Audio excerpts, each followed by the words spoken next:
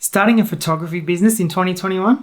This is part 4 of choosing a photography business name.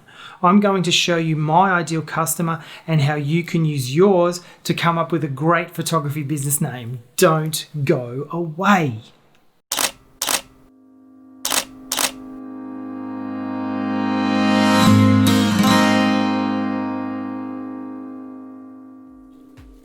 Hi, I'm Barry Callister of Photographer's Freedom, taking you from beginner to better to business. At photographersfreedom.com and here on my YouTube channel, you will find photography tutorials, camera gear reviews, photography business tips, and more, all designed to help you no matter where you are in your photography journey. If you like the sound of that, subscribe and also ding that notification bell so that you get notified whenever I release a new video. Last time we finished up going through the final 2 questions of my 5 steps to define your avatar PDF. If you have not downloaded the PDF, there is a link in the video description. Get yourself a copy right now. If you haven't seen the video, here's what you missed. This time we're going to dive into the last 2 questions of the PDF to finish creating your ideal customer avatar. Question 4 on the PDF is, what do they want that your photography can provide? Are they looking for large glass prints of Zen rocks for their yoga studio? Are they looking for stock images of the beach to use in blog posts? Are they trying to find images that can signify their brand to use in their advertisements? Question 5 and the last question on the PDF is, what is stopping them from getting what they want? This question is so important as it's identifying the problem your ideal customer has. You can then come up with the solution to their problem. You can watch that video now by clicking the link up on the top right hand side of the video here, or there's a link in the video description. In this episode, we're going to look at one of my customer avatars, and I'm going to show you how to use all the information you've gathered about your avatar to name your business in a way that will better appeal to them. Do not click off until you have watched until the end of this video, because I'm going to give you some fantastic tips about using your name for your photography business. It can be a good thing, but it also can be maybe not such a good thing. So stick around for that. Right now, let's get into it. So this is my avatar. This is Brian Jones. This is an avatar that I worked on for my Photographer's Freedom business. The first thing I will say about this ideal customer example is that I did not go into enough detail here. This is my first attempt at creating a customer avatar, and since doing this one, I have learned so much more about how to do this, and I now dig deeper and come up with much more information about them. A lot of this avatar is based on me and my own situation at the time. It's a good idea to base your initial avatar around yourself, as you know you, and that can make this process easier. Of course, using yourself as an example may not always work though, and it depends on your business model. You yourself may not be a good fit for your photography products. That being said, there is enough information here about Brian for us to use for the purpose of this video, so let's take a look at him. Now, I've done this in Excel, but you can do this in Google Sheets, Google Docs, as a Word file, handwrite it, whatever feels good for you, but I've used Excel for this example. So under the first question, who is he? You can see it says he is a 47-year-old man with 1 child. He loves the outdoors and nature and is mad about photography. He loves to bushwalk, hike, and does some kayaking when he has time off. He enjoys reading but prefers to watch videos and movies. He wants to take care of himself better, but with his current lifestyle, he doesn't feel that he can. He is a family man and loves to spend time with his wife and daughter. He is frustrated that he doesn't get a lot of time to spend with them. He owns a DSLR camera. He wants to not only learn how to use his camera properly, but also wants to upgrade his equipment. He wants some new lenses, a new tripod, and a camera backpack for starters. He loves to photograph birds, flowers, waterfalls, anything natural.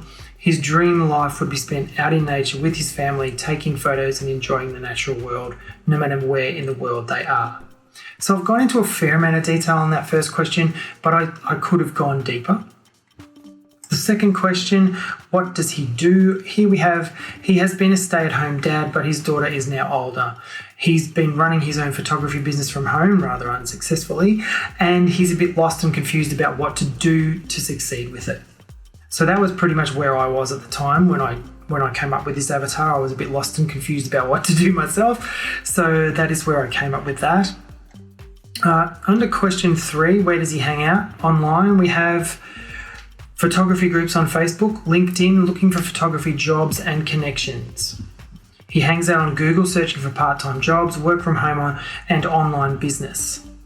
He is also searching for jobs in photography because he absolutely loves photography. It's all he really wants to do.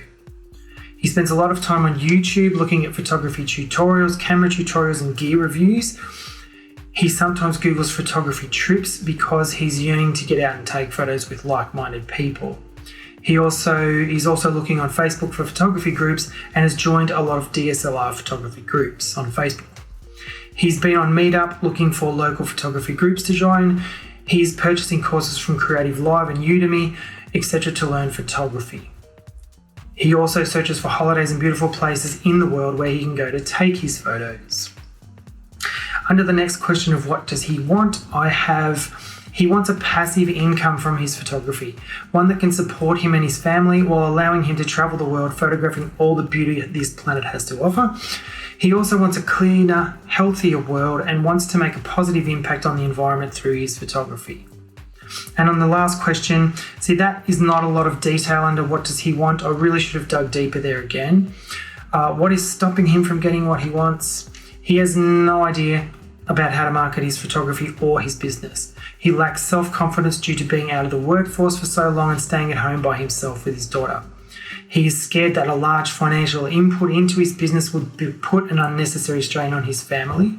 He lacks confidence in his abilities as a photographer, and he has no idea how to source the capital for his business. When using this to come up with the name Photographer's Freedom, I tried to put myself into Brian's head. This was easy, of course, as I was the inspiration for Brian. The thing I noticed that stood out the most to me was a strong sense of freedom. Here you have a man who feels kind of trapped or restricted in his life. He doesn't get enough time to spend with his family. He's not happy with his equipment and wants to upgrade. He's lost and confused about how to run his business. He wants a passive income from his photography so that he can travel the world with his family. He's unsure about his finances and he lacks confidence in his abilities. All of this points to the fact that he wants more control or more freedom in his life and his business. So he's a photographer who wants more freedom, hence Photographer's Freedom. So use your avatar and the information you've gathered about them to come up with your photography business name. Put yourself into their head and try to think about what they might be thinking. Look for one standout issue or thing, as in the freedom that Brian wants, that might be something that you can use in your name for your photography business. Also think about the language they might use too. Now, when I say that, I'm not talking about whether they speak English, Spanish, French or German. I'm talking about the way they use their language. For example, a 50-year-old is going to speak differently to an 18-year-old. They will use different words or use the words in a different way. Different cliques of people talk in different ways too, like a skydiver will use different terms and words to say a fisherman, for example. The language your avatar uses is very important in how you market to them. Now I want to talk about my other business, Barry Callister Photography, and give you some pros and cons about using your own name for your photography business. When I started Barry Callister Photography, I did not know all of this ideal customer avatar stuff. I thought it would be great just to have my name on my business, and in hindsight, it might not have been the best decision. Why not? One really important reason not to use your name for your photography business is what if further down the road this business is very successful, as I'm sure it will be, and you want to sell it. It is not going to be terribly easy to sell a business that has your name plastered on it. Another reason is that with your name on the business, you are the center point. of that business. You are a direct reflection of the business. And if you're the type that likes to post a few drunk selfies from the local bar on your Facebook or Instagram every weekend, that directly reflects your business and not in a positive way. Perhaps the most obvious problem with using your name for your photography business is that a lot of other people may have your name. If any of these people are photography business owners who have also chosen to name their business after themselves, there's a problem there. One last reason why using your name might not be a great idea is that your name could change. You may get married, divorced, or have to change your name for any other reason. This would mean changing the name of your business also, and that can be a total nightmare. So, are there any positives to using your own name? Of course there are. Firstly, it's easy, right? You don't have to go to too much trouble crawling the internet to see if the name you like is available, unless of course you have a very common name. Secondly, it adds connection to your business. People can see that there is a real person behind it, and they get that bonus of feeling connected to a real human. Thirdly, it's unique. Nothing on this planet is as unique as you. Pinning your name to your business adds that uniqueness and authenticity to it. So that, my friends, is how to find your ideal customer avatar and use that information when naming your photography business. Remember to download the 5 steps to define your avatar PDF from the link in the video description while you're down there. You should have already done that, but if you haven't, get down there and do it. You can also watch the previous videos in this series from the playlist that will show up down here somewhere in a little bit. Before you leave, hit the like button and leave a comment if you enjoyed this video. Until next time, I'm Barry Callister from Photographers Freedom.